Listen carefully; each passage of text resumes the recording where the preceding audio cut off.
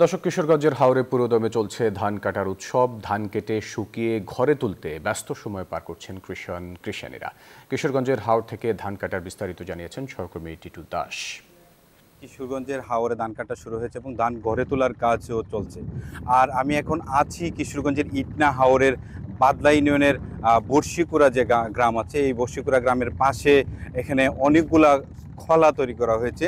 স্থানীয়রা এটাকে খলাই বলে, যেটায় ধান শুকানো হয়। এই ধান শুকানোর কাজগুলা তারা সকাল থেকে সন্ধ্যা পর্যন্ত তারা করে এবং সন্ধ্যায় তারা ঘরে নিয়ে যায় এই ধান।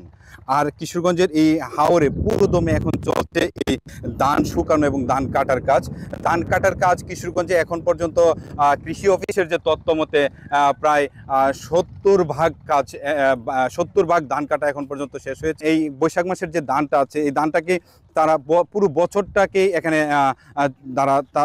তারা এই আয় ব্যয়ের যে হিসাব, এই ধান থেকে তাদের আসে। 10 দিন ভালো রোদ পেলে এই হাওরের ধান কাটা একেবারেই শেষ হয়ে যাবে বলে আমরা জানতে পেরেছি। এই ছিল কিশোরগঞ্জের হাওর থেকে আমার কাছে এই সর্বশেষ তথ্য। বান্ডেল থাকলে প্রতি সেনমানিতে টাকা বাঁচবে। বিকাশ সেনমানি বান্ডেল কিনে জিতুন প্রতি লেনদেনে।